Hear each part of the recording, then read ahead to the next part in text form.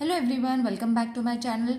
We are going to study chapter number 1, Similarity. So in this video, we are going to study the theorem for property of an angle bisector of a triangle. Okay, so this is a theorem that I am going to explain you all. Now, the bisector of an angle of a triangle divides the side opposite to the angle in the ratio of the remaining sides. Okay, so what does this means? See, this is the bisector of an angle. Bisector means it divides the sides into two equal parts, isn't it? This side has been divided into two equal parts. Okay, so what does this means? That the side opposite to the angle, isn't it? This side is the opposite to the angle. It is a bisector and this is the side opposite to the angle. Okay, so it divides in the ratio of the remaining sides. It divides in the ratio of the remaining sides. So what we have to do? We have to prove the ratios, that is PQ and QR is equal to PS and SR. This is what we have to prove. Got it? So we have to show the property of angle bisector, and this is very important for you all to understand because many sums are dependent on this property. So let's start. First, whatever is been given according to the diagram we have to write. So you all can name the diagram according to you all. No need to copy it from the textbook, or if you all want, you all can copy, no problem. But if you all want to give a variation, you all can change the names also. So in triangle PQR, isn't it? So Q is the angle, so therefore we have to write it in the center. So bisector of angle PQR intersects side PR in point. I will explain you. Just let me write it down so that it will be clear for you all. Such that S is between P and R. Okay. Now what is being given in the diagram, and according to the statement I have written it. Okay. Using the statement I have drawn the figure, and from the figure and the statement I have written whatever is been given to us. Now what has been given? A triangle PQR has been given. Okay, angle bisector intersects side PR. So this is PR and this is an angle bisector which intersects at point S, such that PSR, S is between P and R. Got it? So whatever is been given from the statement and diagram, I have written it in the given. This is going to contain 1 mark. Okay, so you all have to be very careful while writing the theorems because every point is going to score a point, score your marks. Now to prove, what we have to prove, as I said, this side and this side is equal, that is PQ and QR is equal to PS upon SR. Okay, this side and this side. Got it? This we have to prove according to the statement. What is the statement? That the side opposite to the angle in the ratio of the remaining sides is in the ratio of the remaining sides. Got it? So you all have to understand every point. Now, construction. We need to draw a construction. Why? I will let you know. Draw a line parallel to ray QS through point R. Okay, so this is your parallel line. Okay, which is parallel to QS through point R. Now segment PQ to intersect.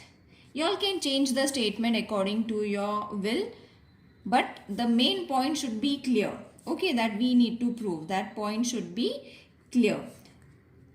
Such that, I will write it down and explain, P, Q and M. Okay, now what does the statement says? Draw a line parallel to ray QS. This is your ray QS. We have to draw a parallel line which starts and passes through the point R. Segment PQ intersects at both the sides will intersect at point M such that PQ and MQ is in between. Got it? So this is your construction. Understood? I hope everyone has got what we have to write it in the construction. Now, proof. This is the main point. Okay, now till here you are going to score 1.5 mark, and after this the proof is going to have 2 marks. So total this theorem might come for 4 marks. Now in triangle PMR. Okay, so I'll show you the triangle so that it will be clear. PMR. Okay, the extended version you all have to take. Okay, so from this we get segment QS is parallel to side MR through construction, isn't it? I have just shown you all. Reason you all have to give. Then, therefore, by BPT theorem, in the previous video I have explained you BPT theorem and the converse of BPT theorem. The link of those videos will be given in the description box, or you all can go and watch the playlist. It's present over there also. Okay, so from by using the basic proportionality test, PQ upon QM is equal to PS upon SR. Okay, so see, from this triangle what is going to be the ratio by using the BPT theorem? PQ upon QM is equal to PS upon SR. So the extended version and this original triangle you all have to use and form the ratio by using BPT theorem. Is it clear? Now this is going to be your first reason. Now ray QS parallel to side MR and line PM is the transversal, isn't it? You all can check the diagram if you all are not understanding this. This is nothing much to explain. You all can understand it. It's very easy language. So therefore, angle SQR is going to be congruent to QRM because they are alternate angle. Reason is important. You all have to give the reasons. Now let's keep this as the second reason. First and second reason we have got it. Now ray, follow the diagram if you all have not getting it. Now you all have to just show the parallel lines and the angles which is congruent. Okay, so QS and MR are parallel lines. From there we get these two angles which is alternate angles. Okay, then you all have to take QS and side MR and which line? Line QR is the transversal. Now you will see the line has changed. Okay, the rays and the sides are same. Okay, so from this you are going to get SQR is going to be congruent to QRM. Again alternate angle. This is going to be your third reason. Is it clear now till here? So both the reasons I have shown you all how you all have to take. You all have to take the parallel rays and the segment, and then from there you all are going to get the alternate angles. One I'll show you so that it will be more clear. First is QS and MR, isn't it? QS and MR. These are the two parallel lines. So by using the PM as the transversal, which angles are forming? S, Q and R, and angle Q, R and M. These are the alternate angles. Okay, this and this angle. Got it? The first property. Again, I will explain you the second property, but over here QR is the transversal. Okay, the parallel lines are same. Parallel line QS and MR is the same, and QR is your transversal, isn't it? This is your transversal. So S, Q, R and Q, R, M. Again alternate angle. We have got the second proof. Sorry, third proof we have got. Okay, now from here you all are going to get PQS is congruent to angle SQR. Okay, so this is being given from which property? That ray QS is the bisector of angle PQ and R. This is your fourth reason. So in triangle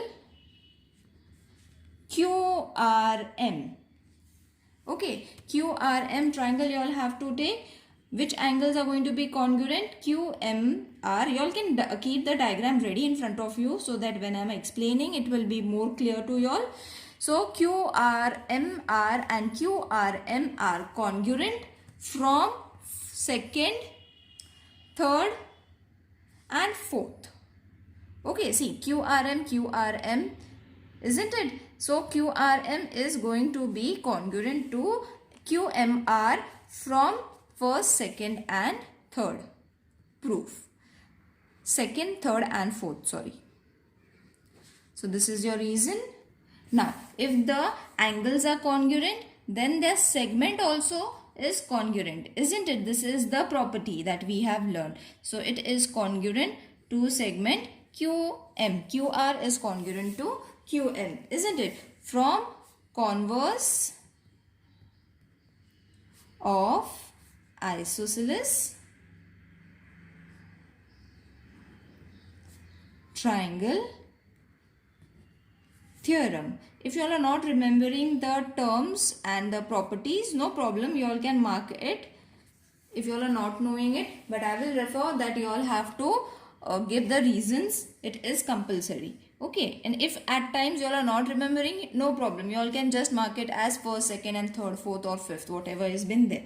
Okay, now from this what has been proved? That PQ upon QR, this is what we have to prove. So it is proved from first, you all can read the first what we have got, and fifth. So this property. Okay, so from the textbook also you all can refer the theorem. This is my version of theorem. It might be similar, it might be different here and there.